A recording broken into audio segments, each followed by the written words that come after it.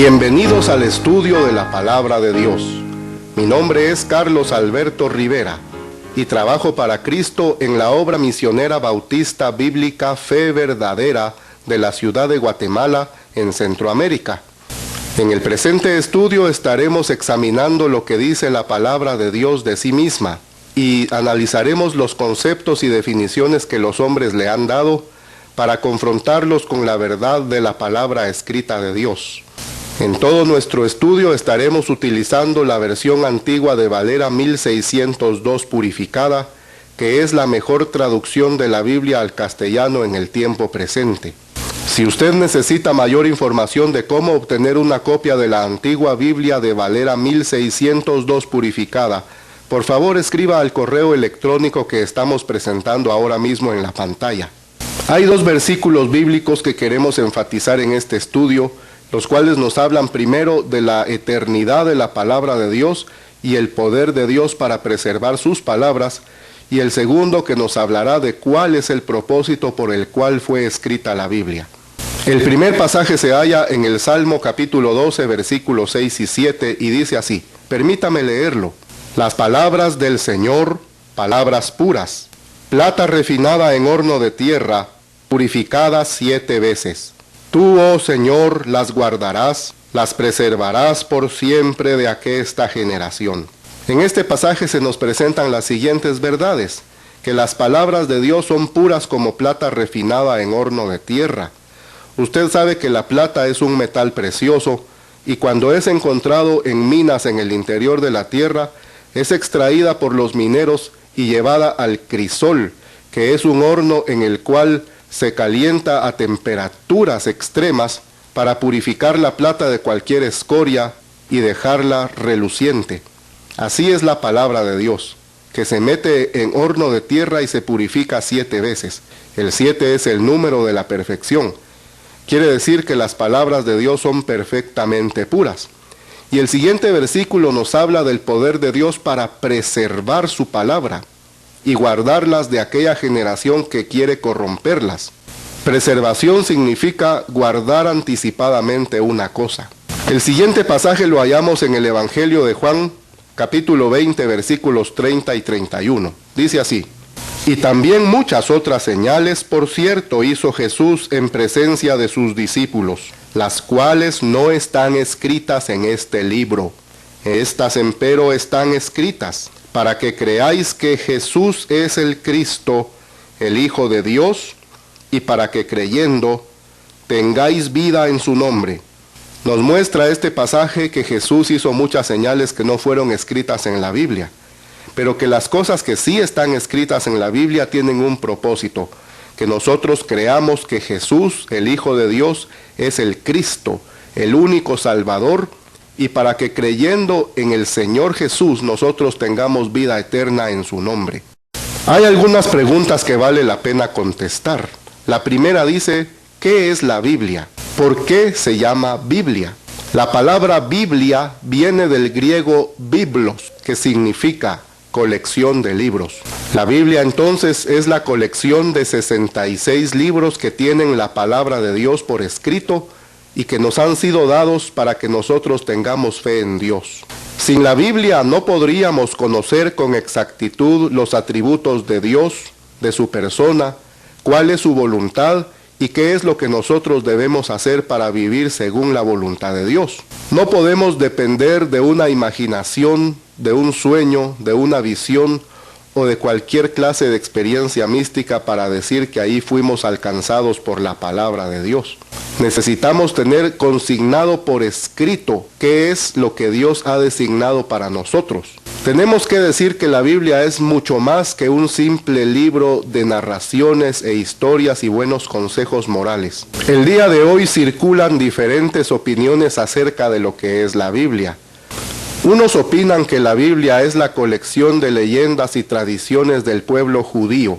Otros consideran la Biblia como un buen libro de teología para ser estudiado dentro de un claustro, y los demás consideran la Biblia como un simple libro entre otros muchos.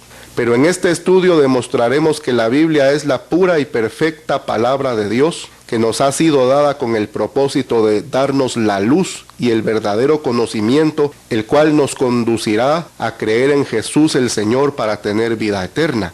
Sin duda, usted habrá visto que existen muchas versiones de la Biblia y se preguntará el por qué. El día de hoy abundan versiones y traducciones de la Biblia en diferentes idiomas. Pero hablemos de lo que hay en el idioma español. Existe toda clase de Biblias dirigidas a diferentes segmentos de la sociedad. Tenemos Biblias para jóvenes, Biblias para niños, Biblia para la mujer, Biblia para el pastor, etc. Mucha gente tiene la idea que todas las Biblias son iguales, y en este estudio comprobaremos si eso es verdad o es una mentira. Antes de continuar, tenemos que decir que la escritura de la Biblia en la tierra requirió de la asistencia de al menos 40 diferentes redactores o escritores, los cuales fueron movidos por Dios para consignar por escrito la voluntad perfecta de Dios, que es lo que hoy conocemos como la Biblia. El periodo en el cual la Biblia fue escrita abarcó aproximadamente 1500 años, comenzando con el primer libro de la Biblia, que es el Génesis, y terminando hasta el último libro, que es el libro de Revelación o Apocalipsis.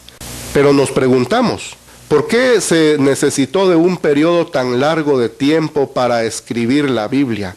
¿Por qué 1500 años para que Dios fuera revelando e inspirando su palabra y moviendo a los escritores a consignarla? ¿Por qué no fue cosa de un instante y por qué necesitó Dios 1500 años para darnos la Biblia?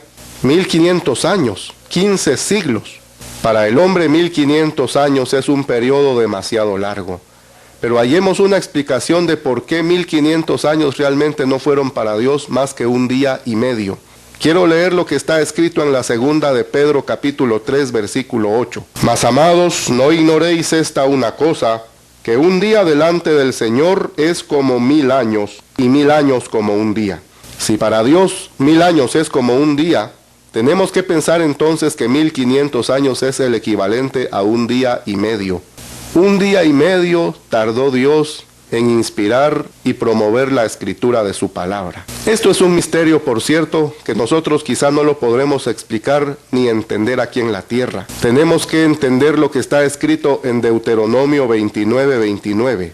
Las cosas secretas pertenecen al Señor nuestro Dios, mas las reveladas son para nosotros y para nuestros hijos por siempre, para que cumplamos todas las palabras de esta ley. Hay muchas cosas secretas que le pertenecen solo a Dios, pero hay otras cosas que han sido reveladas y son las que están escritas en la ley de Dios o la Biblia. Y el propósito de esto es que nosotros cumplamos todas las palabras de la ley de Dios.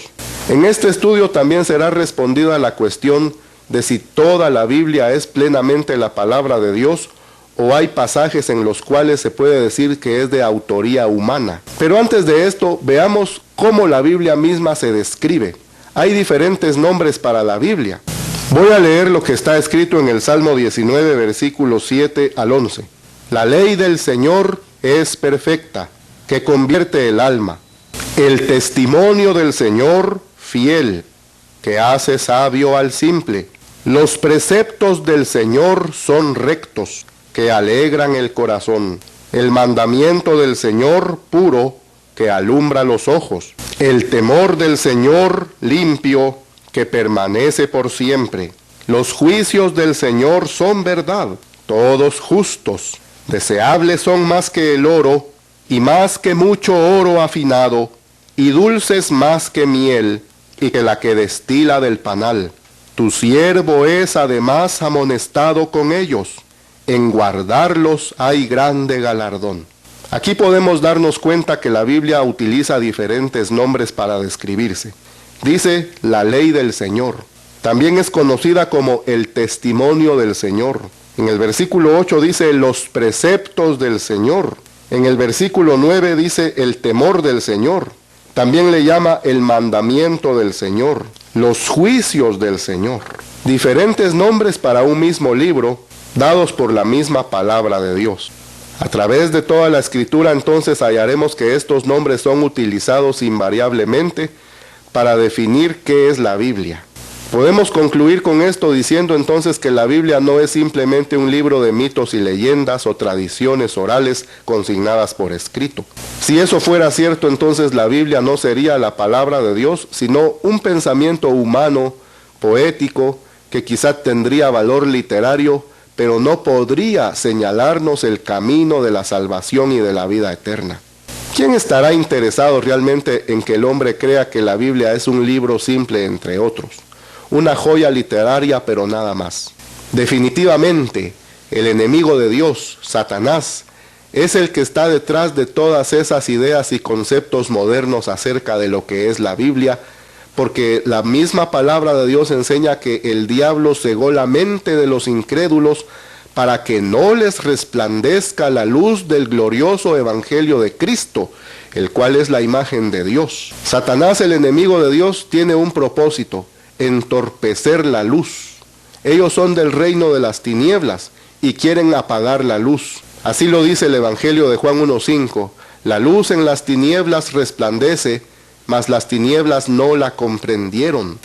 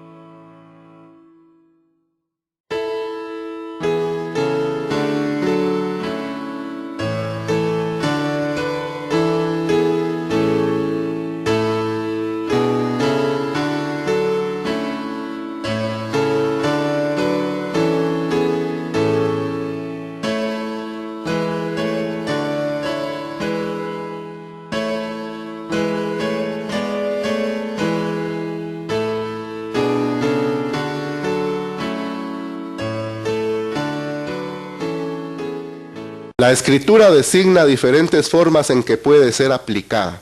Miremos el Salmo 119, 105. Lámpara es a mis pies tu palabra, y lumbrera a mi camino. La Biblia es la lámpara de Dios que nos ilumina el camino para que no caigamos en ningún hoyo. También la misma palabra de Dios se compara a sí mismo con fuego y con un martillo. Dice Jeremías 23, 29 así. No es mi palabra como el fuego, dice el Señor, y como martillo que quebranta la peña. Hallamos escrito en la carta de Pablo a los Hebreos capítulo 4 versículo 12 que la palabra de Dios también es una espada. Dice así: porque la palabra de Dios es viva y eficaz y más aguda que toda espada de dos filos, y que penetra hasta partir el alma y aun el espíritu y las coyunturas y tuétanos, y que discierne los pensamientos y las intenciones del corazón. La misma definición de que la Biblia es la espada de Dios la encontramos en la carta de Pablo a los Efesios capítulo 6 versículo 17. Y tomad el yelmo de salvación y la espada del Espíritu, que es la palabra de Dios. Cuando al apóstol Juan le fue dada la revelación de Jesucristo, dice que él contempló que de la boca del Hijo de Dios salía una espada aguda de dos filos. Esto está escrito en Revelación o Apocalipsis capítulo 1, versículo 16. Y tenía en su mano derecha 7 estrellas, y de su boca salía una espada aguda de dos filos, y su rostro era resplandeciente como el sol en su fuerza. ¡Qué precioso! La palabra de Dios es una espada de dos filos, que sale de la boca de Dios. También la palabra de Dios es un martillo que quebranta la peña. La palabra de Dios es como el fuego que consume la leña y la hojarasca. La palabra de Dios también es como la lluvia que desciende del cielo y refresca la tierra. Así está escrito en el libro del profeta Isaías, capítulo 55, versículos 10 y 11. Porque como desciende de los cielos la lluvia y la nieve, y no vuelve allá, sino que harta la tierra, y la hace germinar y producir, y da simiente al que siembra, y pan al que come. Así será mi palabra que sale de mi boca. No volverá a mí vacía. Antes hará lo que yo quiero, y será prosperada en aquello para que la envíe. Tenemos que estar sumamente agradecidos con el Señor por darnos su palabra, porque es para una gran bendición en nuestras vidas. Nos ilumina el camino, como dice el Salmo 119, 105. Quebranta nuestras vidas cuando estamos con la dureza del pecado, como dice Jeremías 23, 29. Nos refresca como la lluvia, como dice Isaías 55, 11. Pero también la palabra de Dios nos alimenta y nos sustenta, como está escrito en el Evangelio de Mateo capítulo 4, versículo 4. Mas él respondiendo dijo, escrito está, no solo de pan vivirá el hombre, mas de toda palabra que sale de la boca de Dios. La palabra que ha salido de la boca de Dios es como el pan que sustenta nuestra vida.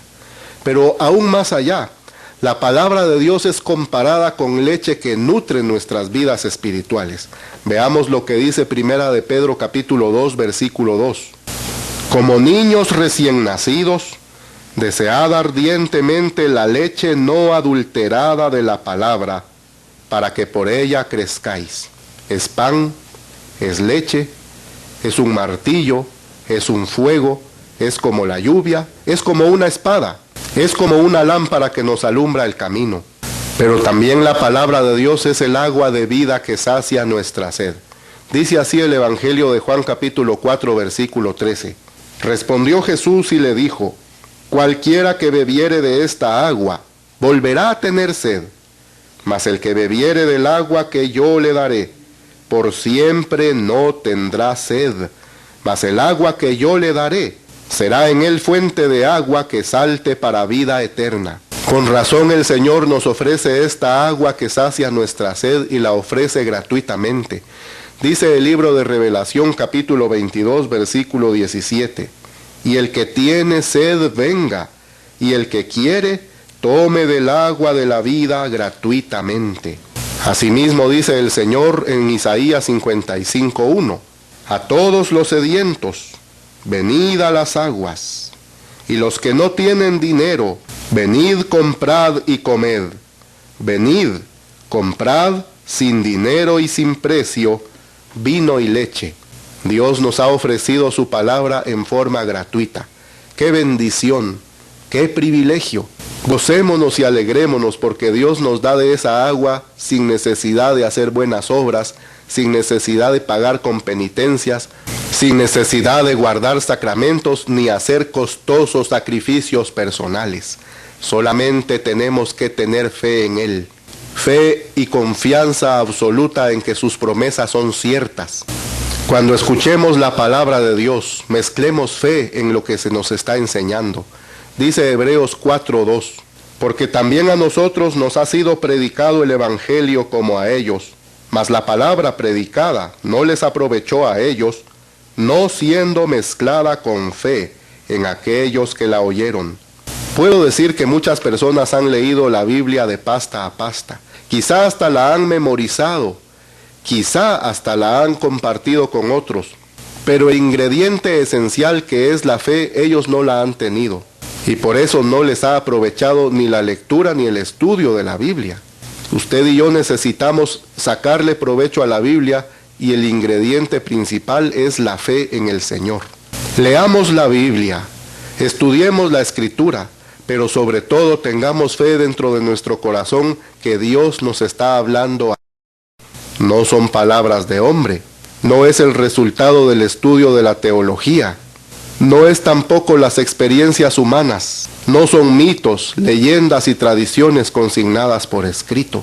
Son las palabras del Señor, esas palabras puras que mencionamos en el Salmo 12, 6 y 7. Esas palabras de vida eterna que el apóstol Pedro reconoció que solamente podía encontrarlas en Cristo. Dice Juan capítulo 6, versículo 67.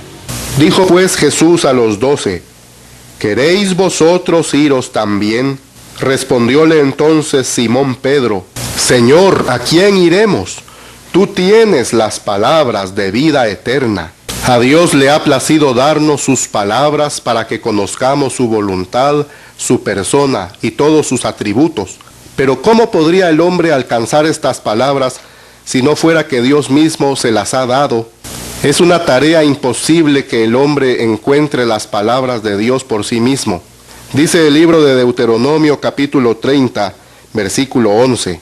Porque este mandamiento que yo te intimo hoy no te es encubierto ni está lejos. No está en el cielo para que digas, ¿quién subirá por nosotros al cielo y nos lo traerá y nos lo representará para que lo cumplamos? Ni está de la otra parte de la mar para que digas, ¿quién pasará por nosotros la mar para que nos lo traiga y nos lo represente a fin de que lo cumplamos? Porque muy cerca de ti está la palabra, en tu boca y en tu corazón, para que la cumplas. Mira, yo he puesto delante de ti hoy la vida y el bien, la muerte y el mal. Porque yo te mando hoy que ames al Señor tu Dios, que andes en sus caminos y guardes sus mandamientos y sus estatutos y sus derechos, para que vivas y seas multiplicado, y el Señor tu Dios te bendiga en la tierra a la cual entras para poseerla.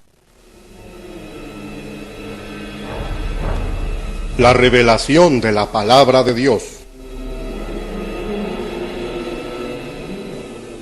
Las cosas secretas pertenecen al Señor nuestro Dios, mas las reveladas son para nosotros y para nuestros hijos por siempre, para que cumplamos todas las palabras de esta ley. Deuteronomio 29, 29. Revelar es manifestar una verdad oculta. Literalmente es quitar el velo, es descubrir lo escondido. Marcos 4:22 dice, porque no hay nada oculto que no haya de ser manifestado, ni secreto que no haya de venir en descubierto. 3 clases de revelación. La revelación natural. La revelación natural es cuando Dios se reveló a sí mismo por las cosas que Él creó. Romanos 1:20 enseña, porque las cosas invisibles de Él desde la creación del mundo se ven claramente, siendo entendidas por las cosas que son hechas, es a saber, su eterno poder y divinidad, para que sean sin excusa. La revelación natural declara la existencia de un solo Dios y Creador, pero la revelación natural condena al hombre, como dice Romanos 1:21, porque habiendo conocido a Dios, no le glorificaron como a Dios, ni le dieron gracias. Antes se hicieron vanos en sus imaginaciones, y el necio corazón de ellos fue entenebrecido. La revelación directa.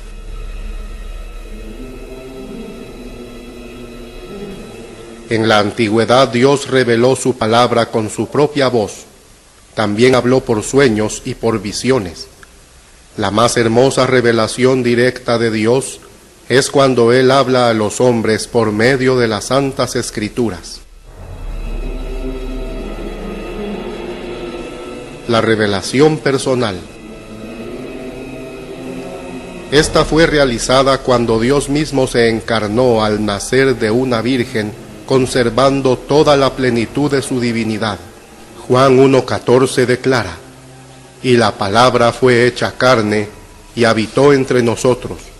Cristo vino al mundo revelando la verdad del eterno y altísimo Dios.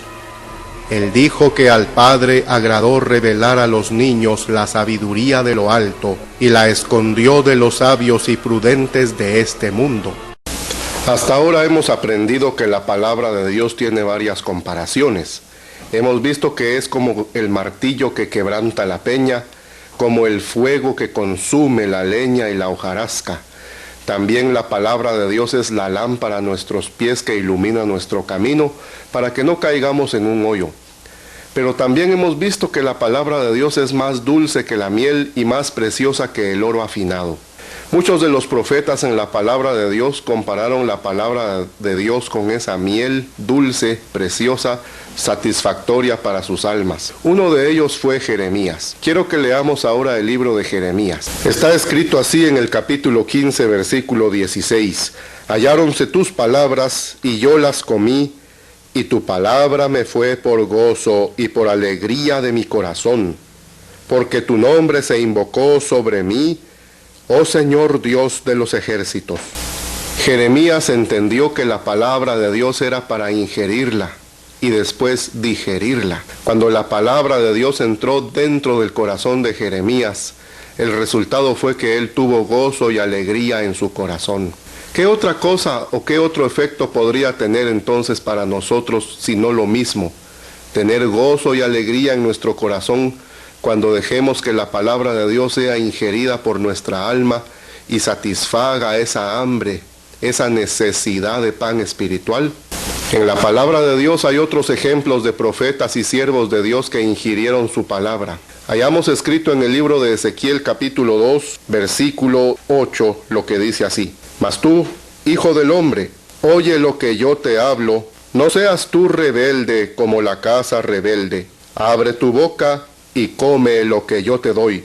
Y miré, y he aquí una mano me fue enviada, y en ella había un rollo de libro, y extendiólo delante de mí, y estaba escrito delante y detrás, y había escritas en él endechas, y lamentación, y ayes. Y díjome: Hijo del hombre, come lo que hallares, come este rollo, y ve y habla a la casa de Israel. Y abrí mi boca, e hízome comer aquel rollo. Y díjome: Hijo del hombre, haz a tu vientre que coma, e hinche tus entrañas de este rollo que yo te doy. Y comílo, y fue en mi boca dulce como miel. Díjome luego: Hijo del hombre, ve y entra a la casa de Israel y habla a ellos con mis palabras. El profeta Ezequiel también comió la palabra de Dios en la forma de un rollo de libro que estaba escrito por delante y por detrás, como la hoja de un libro, que usted puede ver está escrita por delante y por detrás. Y lo que Jeremías comió no eran palabras de hombre, eran palabras que Dios ya había escrito. Al leer este pasaje, nosotros podemos entender que la palabra de Dios ya estaba escrita antes que los profetas la tuvieran en sus manos, antes que los profetas la hablaran. Ellos no podían haber sido los autores de ninguno de los libros de la Biblia porque ya ella estaba escrita. Aquí lo vemos. Jeremías halló las palabras de Dios y las comió. Ya estaban escritas. Ezequiel, el mismo caso. Le fue dado el rollo del libro que ya estaba escrito por delante y por detrás. Pero ¿quién escribió esas palabras sino Dios? Porque el efecto de Ezequiel al comer estas palabras no solamente fue que sintió la dulzura de la palabra de Dios en su boca como miel, sino que Dios le dio entonces el poder de que esas palabras que él ingería fueran luego predicadas. Y él iba a hablar a los hijos de Israel no con sus propias palabras, como dice en este versículo del capítulo 3. Habla a ellos con mis palabras. Ezequiel capítulo 3, versículo 4. Ezequiel no habló sus palabras, habló las palabras que Dios le dio para comer. El punto que estamos aquí enfatizando o tratando es que ellos ingirieron la palabra de Dios y produjo un efecto. Vayamos ahora hasta el Nuevo Testamento. En el libro de Revelación, el apóstol Juan, el cual llevó la revelación del Señor Jesucristo, también comió la palabra de Dios. Dice así el libro de Revelación capítulo 10, versículo 8 en adelante. Y la voz que oí del cielo habló otra vez conmigo y me decía: Ve, toma el librito que está abierto en la mano del ángel que está en pie sobre la mar y sobre la tierra. Y fui al ángel diciéndole que me diese el librito, y él me dijo: Tómalo y devóralo, y él te hará amargar tu vientre, empero en tu boca será dulce como la miel. Y tomé el librito de la mano del ángel, y lo devoré, y era dulce en mi boca como la miel, y después que lo hube comido, fue amargo mi vientre. Y él me dijo, necesario es que otra vez profetices a muchos pueblos, y naciones, y lenguas, y reyes. Como podemos darnos cuenta, ninguno de los profetas fue el autor de la Biblia porque ya les fue dado un libro escrito de antemano. No fueron ellos los autores. Vemos aquí a Juan entonces ingiriendo la palabra de Dios. Es más, utiliza una palabra muy curiosa, dice devorar.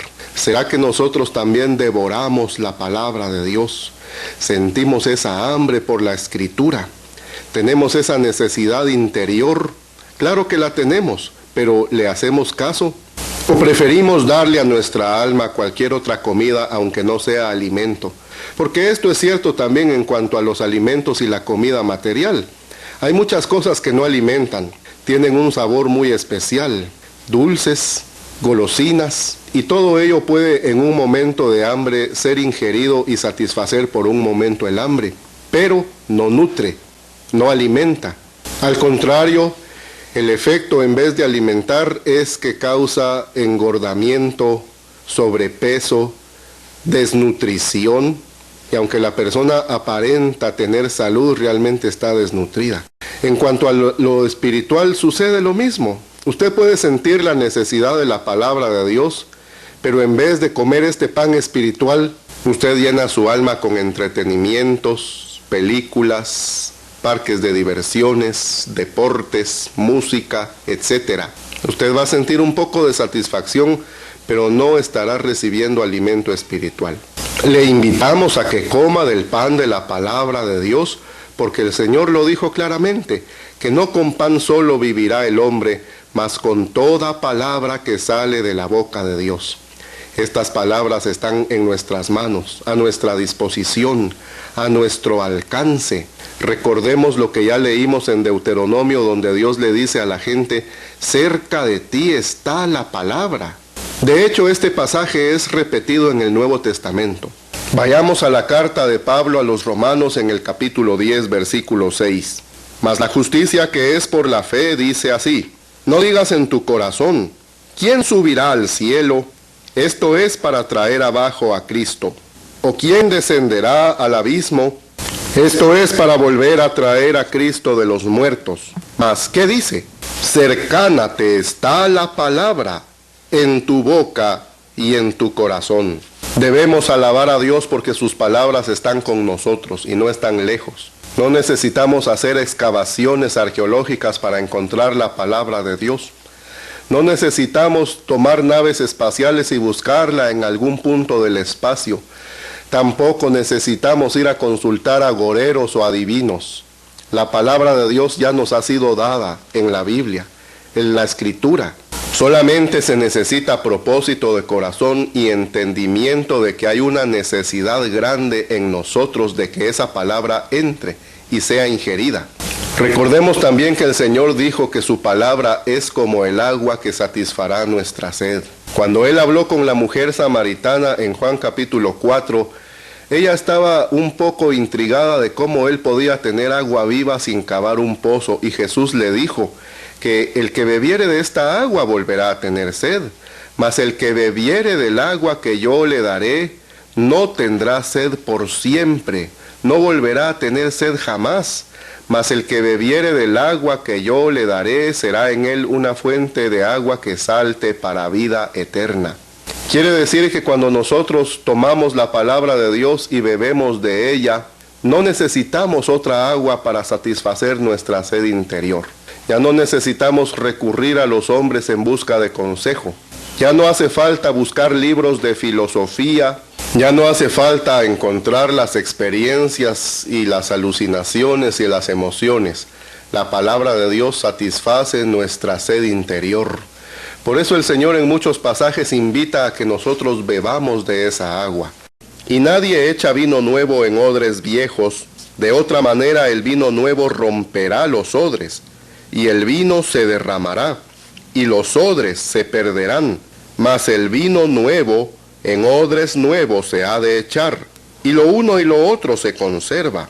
El vino nuevo, esta palabra de Dios, que trae gozo a nuestro corazón, Dice que debe ser echada en odres nuevos.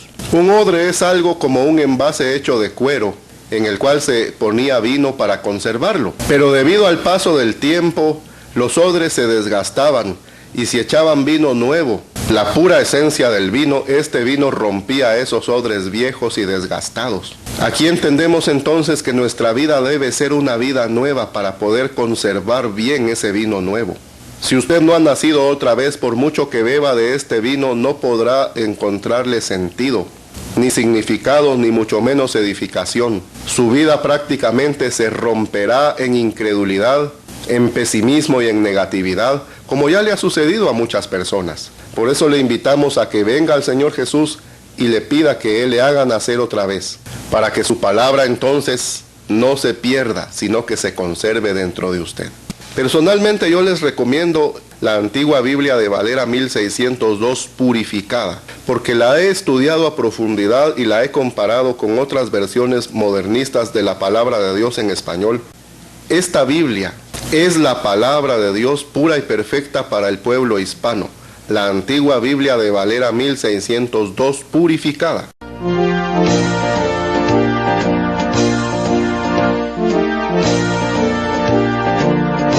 Este fue el programa Tomando el Escudo de la Fe, presentado por la obra misionera bautista bíblica Fe Verdadera.